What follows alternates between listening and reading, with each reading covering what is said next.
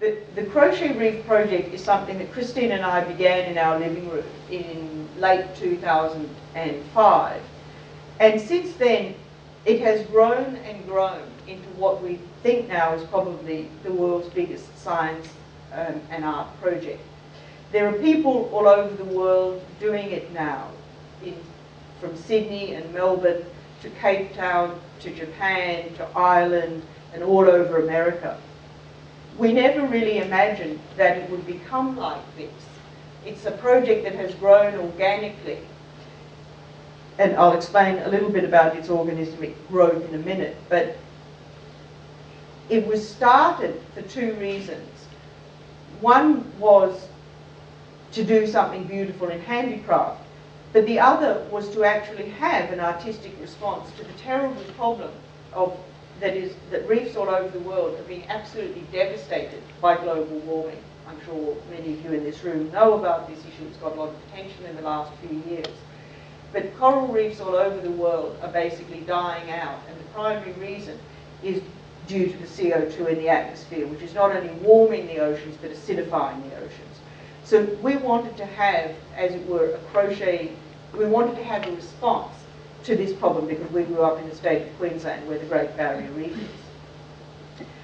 So we started crocheting a coral reef in 2005, and one of the sections of the reef is what we call the bleached reef, which is a specific response to the fact that when corals get stressed due to global warming and other environmental stresses, they go white. To give you some sense of the scale of this, that's about 9 feet long, and the pieces are about that high. So the project began in our living room, but soon after we started it, the Andy Warhol Museum rang and said they were having an exhibition about artists' response to global warming, and could they have our coral reef? And I mean, we literally only started a few weeks before this phone call. And I said, well, you know, we'll have to just give you a little bit. So, because we barely started. So we had this tiny little show at the Andy Warhol in early 2007. It was really beautiful, very small scale.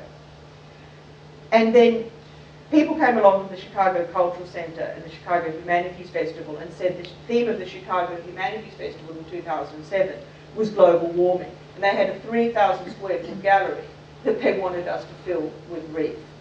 And I foolishly said yes, because I was a science writer. I knew nothing about filling a 3,000 square foot gallery. But my sister Chrissy did, because she teaches art students. And she nearly had a fit when I told her yes. And she could have had two responses. She could have said no, or she could have gone with it. She went with it and went into crochet overdrive. And to cut a long story short, 8 months later, we did fill a 3,000 square foot gallery. And this is some of it.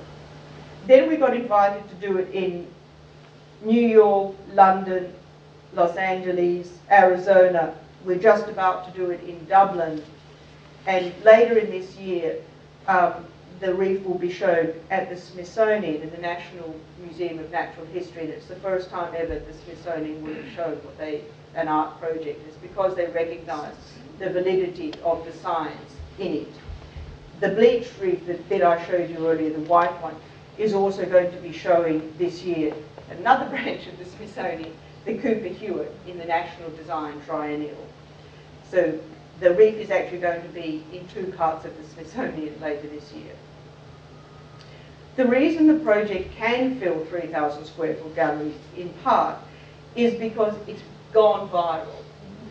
When we do it in most cities, what happens is that people around in the communities, whichever city it is that we're working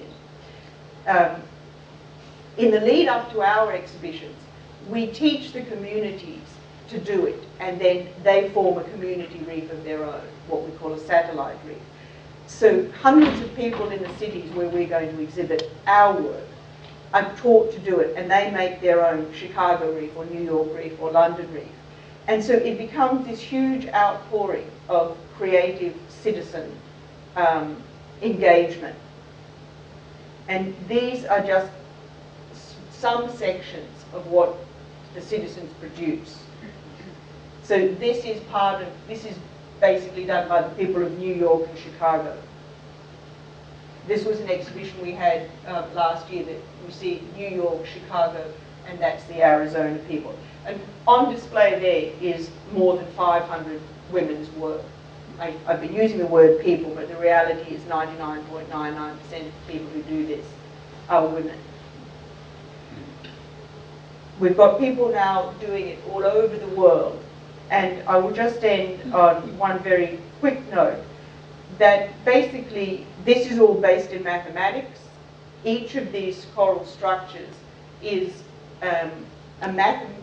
basically a crochet representation of a kind of mathematics called hyperbolic space, which we can talk about a little bit more in the discussion. But hyperbolic space is a kind of geometry that's an alternative to the two geometries that you already know, Euclidean geometry and spherical geometry. And it turns out there's a third alternative called hyperbolic geometry, which mathematicians really struggled to come to terms with and finally realized it must exist mathematically speaking in the 19th century. And it turns out that in the oceans, this geometry has been realized throughout the oceanic realm, and particularly in coral reefs.